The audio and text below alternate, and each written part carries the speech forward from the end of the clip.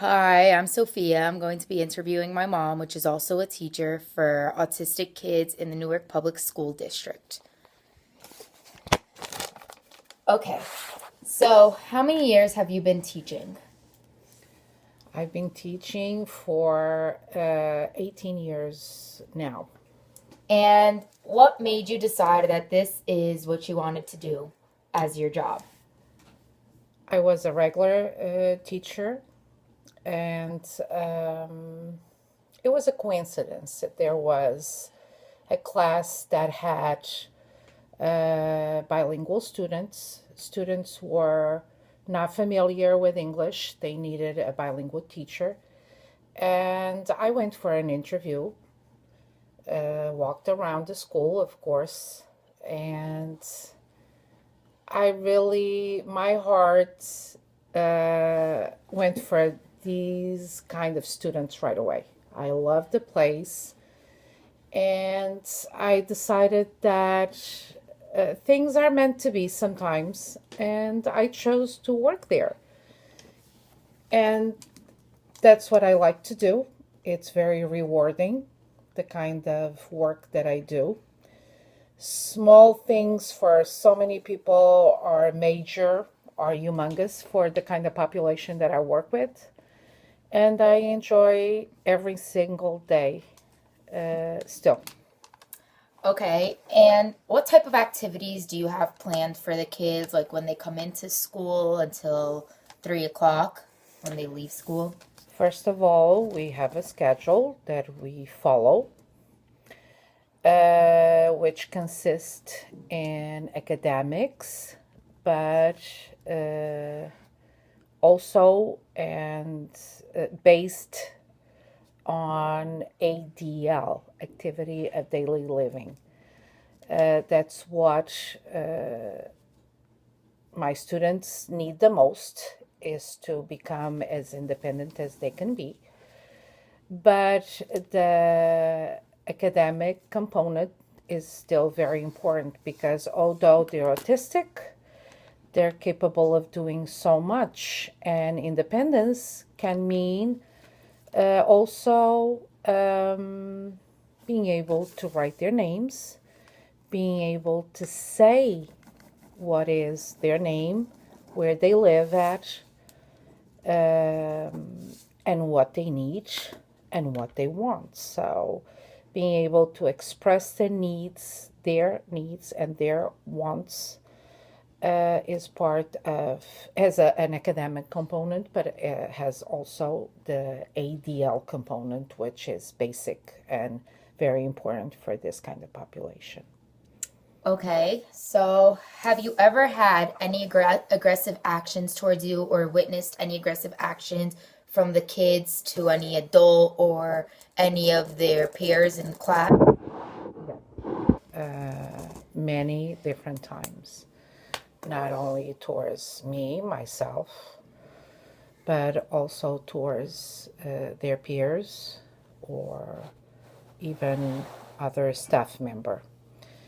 We have to realize that most of these students, they don't communicate as I do or any other person does. Some of them, they're nonverbal. Therefore, they need a different way to communicate with you.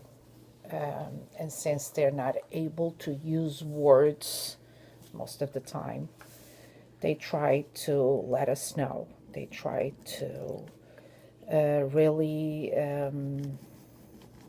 use sometimes physical involvement, physical aggression, such as pushing, biting, hitting themselves, including banging their heads against the wall because they do feel frustrated.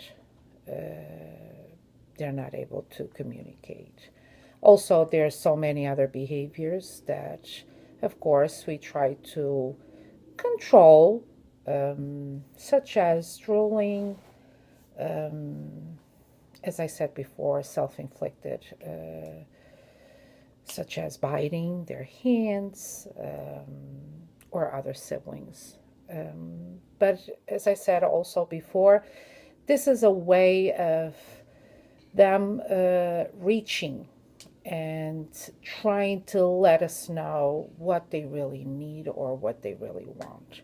So we do try to find other ways of communication, such as packs, meaning pictures that they can point, they can put in order to make a sentence. So a lot of prompting, physical prompting, verbal prompting, modeling prompting, it's needed in order to make them understand that although they don't speak, they do can let us know what is going on using different modes of communication.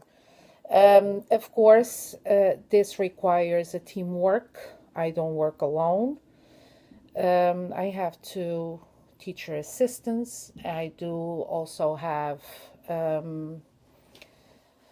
a team that is always ready to intervene, to move the student if he puts or she puts herself in danger, or the peers in danger, or myself. As I said, it's really team work. Okay. How do you control the kids when they have aggressive actions towards you? Do you tell them to stop? Do you hold them down? What actions do you take? It depends what kind of behavior they're displaying, they're having. Some of them, they only need verbal prompting, sign language, telling them to stop, not only verbally but with a sign. Others, they do require some restraining, and we are trained for that in order not to harm the student, just to calm him down. Sometimes he just needs to move out of the classroom in order to calm down and go back to normal. As I said, it's frustrating for someone who's not able to communicate using words. Okay. And how do you see parents dealing with their children and with their disorder? And do you have any like parental involvement? How do you see them involving with their child? There's different issues. There's parents who are on denial, and of course, there's always a little bit of hope that this is just a period in their lives, and in the future, there will be a cure, there will be a solution, and everything will be normal. But throughout the years, I've seen a big improvement with parents. They're proactive. They look for answers.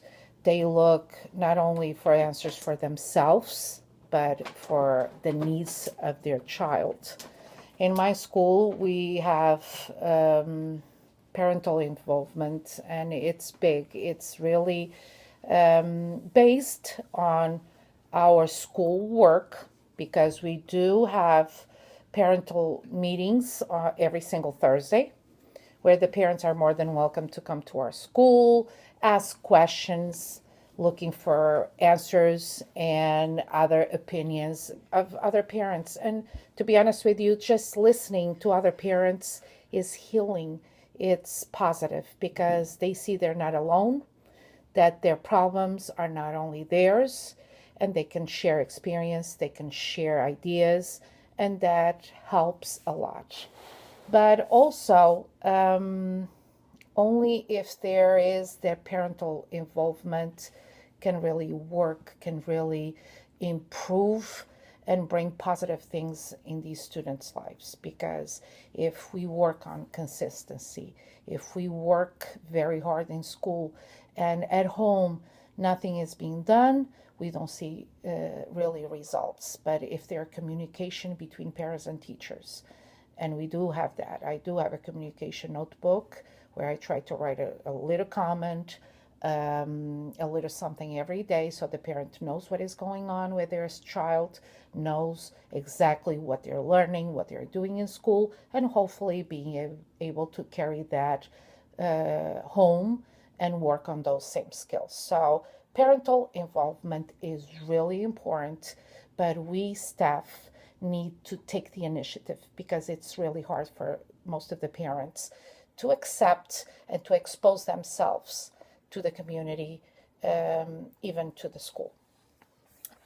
Okay, great. Do you think people know how severe autism disorder is? No, not really. Although throughout the years I've seen that people are more aware, they're more willing to cooperate, to work towards the same objective, but there's still a lot of denial. There's still a lot of people, they rather turn their back than cooperate, than accept that this is a big reality of our world, that the numbers are getting bigger and bigger as the time goes by. And it's hard to realize, but I think every single person knows someone, has a relative who's really involved, who has a problem, who has a child with autism. And this population really requires everybody's help. And the faster we realize this, the faster we become proactive, the better it will be, because this population needs us, needs all of us. Okay, and lastly, what would you say is in fact your favorite part of this job? The students. Sometimes, we have our days that we don't feel like going to work, or we don't feel that good. But as soon as I walked in and look at these students' faces, the big smiles that they have, and as I said at the very beginning, those accomplishments that for the most of us are so little, but for them are so big, so important. Just to look at those faces, those eyes, for them to be able to make eye contact and give us a smile, that something that small, that simple can make my day. So they make it worth it every single day. Okay, and that's it. Thank you for watching this interview, and I hope you learned a lot.